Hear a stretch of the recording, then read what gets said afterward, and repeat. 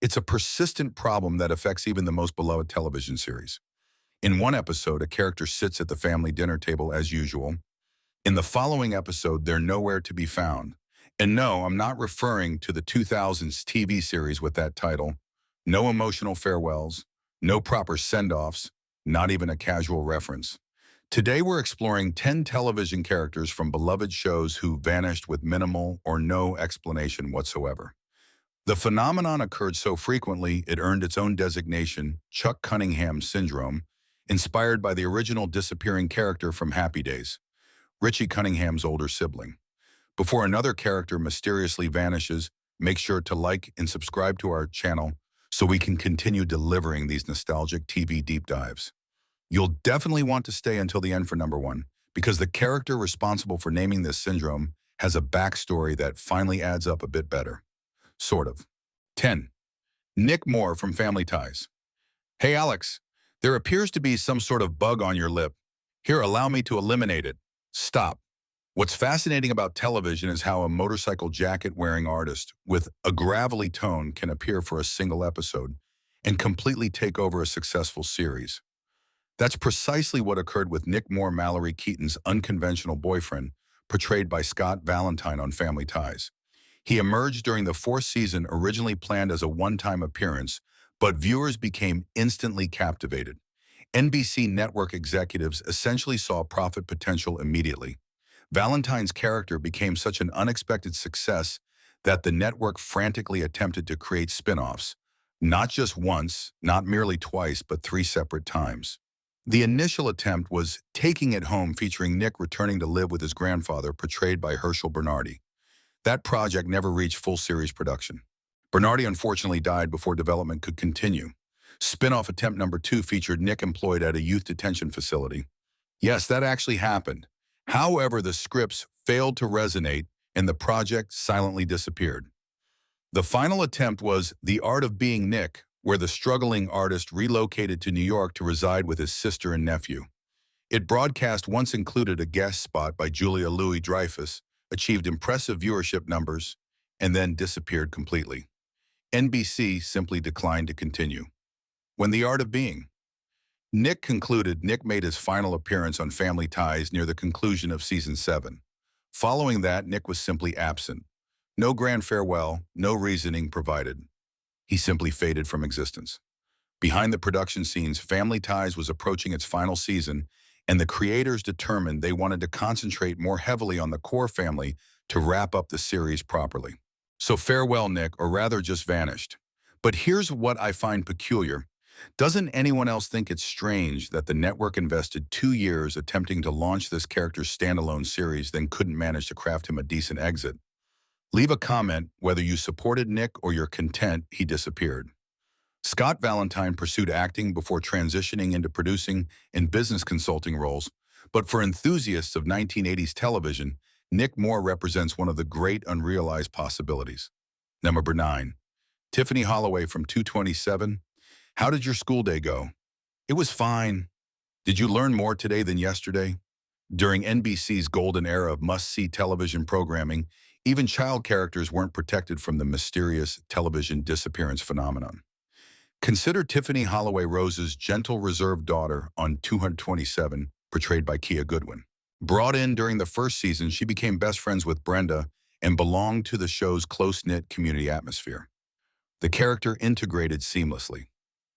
Rose was a devoted single mother. Tiffany provided quiet contrast to Brenda's energetic personality.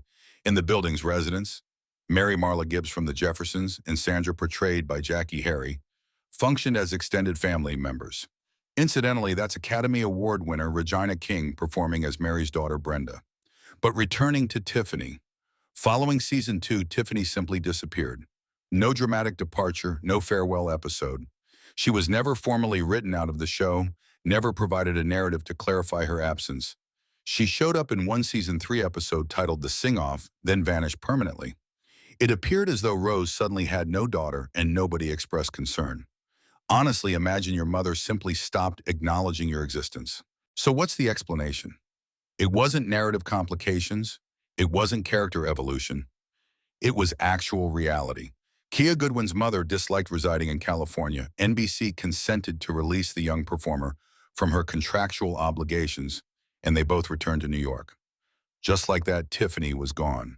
What's remarkable is the show's complete failure to address it.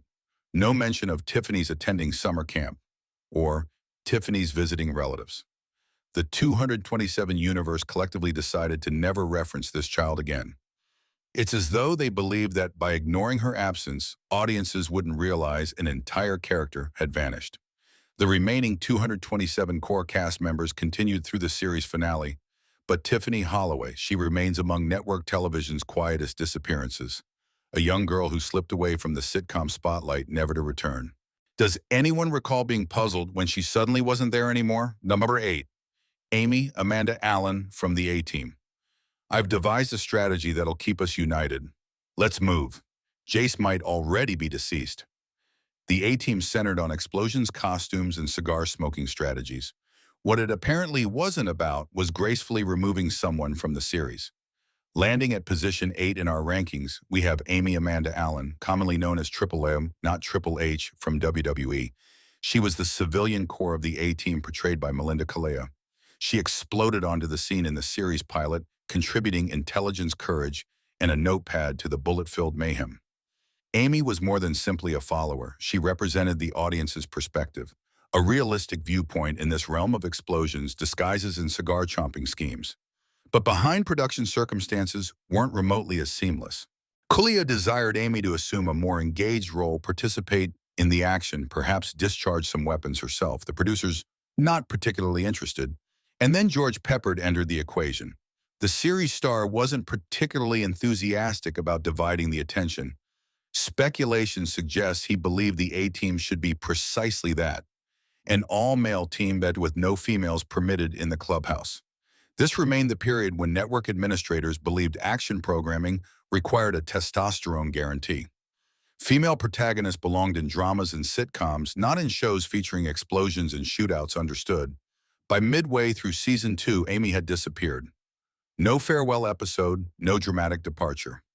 One moment she occupied the van, the following moment she was supposedly on assignment in Jakarta. Just like that, Adepopoe became MIA. NBC attempted again with another female character, Tanya Baker, but lightning didn't strike twice, or even once. She disappeared as well.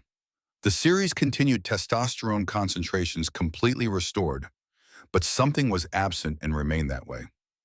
Imagine an alternate reality where TPAA remained for additional seasons.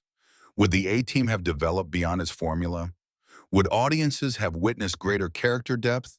Or would Peppard have ultimately expelled all his colleagues from the van door? Amy Amanda Allen remains among television's great vanishing performances. A promising character eliminated not through narrative, but through silence. Number 7. Julie Cooper from One Day at a Time. Julie created the finest for me. It's lovely. Well, I successfully sold 2 designs last week. At position 7 in our rankings, we have Julie Cooper, portrayed by Mackenzie Phillips, whose disappearance from One Day at a Time left audiences bewildered and worried. Julie was the passionate, strong-willed eldest daughter of Anne Romano, and from the beginning she contributed drama substance and complexity to the series. Her on-screen journey saw her wed Max Horvath and deliver daughter Annie, but behind production, Phillips was experiencing a considerably more turbulent path. Substance dependency problems affected her tenure on the program. She was terminated following season 5, reinstated in season 7, and subsequently dismissed again early in the concluding season after a relapse. The series attempted to manage around her absence but barely succeeded. Julie's departures and returns were handled with minimal attention. One instance, she had returned separated and expecting. The next instance, absent. No farewell, no resolution. An occasional reference here, a correspondence there, and then silence. She simply vanished from the narrative. This must be among the rare instances where real-life circumstances were genuinely more compelling than on-screen events. While audiences received ambiguous allusions to Julie's absence, Mackenzie Phillips was confronting personal struggles that wouldn't become public information until many years afterward. For a character previously so fundamental to the series' essence, it was an abrupt departure. Audiences were left with inquiries and silence. Julie Cooper's exit remains among television history's most sudden and inadequately explained. A silent conclusion to a prominent presence. Do you believe contemporary television programs would manage this type of situation differently? Share your thoughts in the comments. Number 6. Richie Crawford from Family Matters. Family Matters appears to possess a special ability for making family members disappear, because arriving at number 6 we have Richie Crawford portrayed by Brighton McClure, currently known as Brighton James. Introduced as Rachel's, portrayed by Thelma Hopkins, charming son Richie rapidly became a fan favorite with his clever one-liners and endearing reactions to surrounding chaos. The diminutive scene stealer frequently functioned as the ideal counterpart for Steve Urkel's shenanigans, with several of the show's most unforgettable moments originating from their exchanges. The youngster possessed comedic timing that performers double his age would admire. What makes Richie's disappearance particularly strange is his mother, Rachel, had already departed the series as a main character years previously. When Thelma Hopkins left to headline her own sitcom around 1993, Richie remained behind with the Winslows. Yet by season 9, his appearances had substantially diminished, and his final appearance occurred in the Christmas episode Deck the Malls, following which he vanished faster than an elf on December 26th. No farewell episode, no clarification, just gone. The Winslows never referenced him again, despite him theoretically still residing in their household. So what occurred? Well, behind production, the series was experiencing a significant transformation. As Family Matters progressed, it increasingly focused on its breakthrough star, Steve Urkel. With storylines trending more towards science fiction hijinks than family drama, a realistic kid like Richie became progressively unnecessary to the plots. Consider this a series that began as a family sitcom spin-off of Perfect Strangers, somehow transformed into the Steve Urkel science fiction hour. By the final season, they featured clones, time machines, and transformation formulas. No surprise a normal kid like Richie didn't belong anymore. As for Brighton James, he recovered quite successfully. After taking some time away from performing, he secured the role of Devin Hamilton on The Young and the Restless in 2004, a part he continues today, earning him multiple Daytime Emmy Awards. In an entertaining twist, he was even reunited with his TV mother, Thelma Hopkins, when she joined the soap opera for a recurring role in 2021. Turns out vanishing from the Winslow residence was the optimal career decision he could have executed. Number 5. Martin Kendall from The Cosby Show. What's happening, Captain? Hey, Mom. Now, the Huxtables may have been America's beloved TV family, but they certainly possessed an odd method of handling in-laws who disappeared. At number 5 is Martin Kendall, portrayed by Joseph C. Phillips on The Cosby Show. Introduced in season 6 as Denise Huxtable's unexpected husband, Martin appeared with a daughter, a military history, and numerous questions from Cliff and Claire. Over time, Martin discovered his position in the Huxtable residence. He became a reliable, encouraging presence, earning the family's admiration and appearing regularly throughout seasons 6 through 8. But then, just as quietly as he arrived, Martin disappeared. His final appearance occurred in the season 8 episode Olivia Comes Out of the Closet, which broadcast in November 1991. Following that, he was absent. Audiences were left puzzled. In the concluding season, Martin was stationed in Singapore, and Denise accompanied him, but Olivia remained with the Huxtables. Martin was occasionally referenced, but never seen again. It was one of those peculiar sitcom arrangements where a child's parents are mentioned to be residing halfway around the globe, but nobody appears particularly concerned about it. What's even more peculiar is that in the series finale, we discovered Denise is expecting Martin's child through a telephone call. Neither character actually appears on screen. Talk about a long-distance relationship. This occurred during NBC's dominance as the king of Thursday night television. Must-see TV, they labeled it. With viewership that strong, they apparently calculated audiences wouldn't notice or care about continuity problems like, oh, an entire character disappearing. Joseph C. Phillips went on to a diverse career in acting, commentary, and public speaking. But Martin Kendall remains among primetime's strangest disappearances, a character who entered America's living rooms, then slipped out the back entrance with no farewell. Number 4, Coco from The Golden Girls. That's fine, Rose, you do that. I don't mind at all. Sure, Rose set a place at the table. Before Sophia existed, there was Coco. At number 4 in our rankings, we have television's shortest-lived roommate, The Golden Girls' original 5th resident, portrayed by Charles Levin.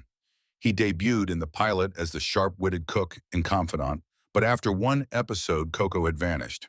Talk about a brief lease. So what actually occurred? Well, behind production, the show's creators were reorganizing the cast.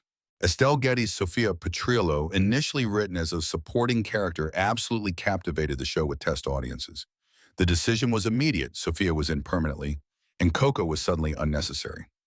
In the competitive world of 1980s television, there simply wasn't adequate space for two witty characters delivering zingers in the Golden Girls kitchen. One had to depart, and it wasn't going to be the petite Sicilian woman with a purse full of one-liners. It didn't help that the pilot exceeded its time limit. To condense it, many of Coco's scenes were eliminated, diminishing his presence before he even had an opportunity to succeed. Years afterward, writer Stan Zimmerman reflected on Coco's disappearance. He acknowledged it was the correct decision for the show's chemistry, but regretted never getting to develop more of Coco's narrative. One abandoned concept even featured him opening a bed and breakfast in Key West. But the series moved forward, and so did audiences. Coco became a trivia question, one of those forgotten TV footnotes lost in the chaos of network decision-making. I wonder how many of you even remembered there was a fifth Golden Girl, even if only for one episode. Share your thoughts in the comment section below. Hunter 37 from Married with Children. Fox's edgy sitcom, Married with Children, invested years establishing the Bundys as America's most dysfunctional family. Then, in a moment of network madness, they decided what this R-rated sitcom really required was an adorable kid. Crashing into our rankings at number 3, we have Seven, the unfortunate addition to the Bundy clan in Season 7. Portrayed by Shane Sweet, Seven was abandoned with the Bundys by Peggy's cousins and rapidly overstayed his welcome. The concept was to shake things up by expanding the dysfunctional household. The outcome was complete disruption, though. Seven's innocent, wide-eyed demeanor conflicted with the show's crude, shameless tone, and fans weren't accepting it. Audiences rejected the character almost instantly. Complaint letters flooded in. Viewership began declining. So what did Fox do? Well, they terminated the experiment. After several episodes, Seven simply vanished without explanation. No farewell or narrative resolution. He was simply gone. It was as though someone at Fox consulted the network executive emergency manual and followed the chapter entitled, "When a New Character Fails, Pretend They Never Existed." Well, almost. In a blink and you'll miss it gag, later in the season, Seven's photograph actually appeared on a milk carton labeled "Missing," a perfectly twisted acknowledgement from a series that never took itself too seriously. This might be the sole occasion a show actually acknowledged a character's mysterious disappearance with a joke about child endangerment. Seven's departure became legendary for all the wrong reasons. A cautionary tale in sitcom history. He's a reminder that even the most outrageous shows have boundaries and that sometimes fewer family members is preferable. Raise your hand if you completely erased Seven from your memory of this series. Number 2. Judy Winslow from Family Matters. We need to discuss the show. These are our children, Eddie, Laura, and Judy. Hi. Yo, Family Matters strikes again, and at number 2 we have Judy Winslow, the youngest member of the Winslow family, portrayed by Jamie Foxworth. She was present from the very start, the adorable little sister, until she wasn't.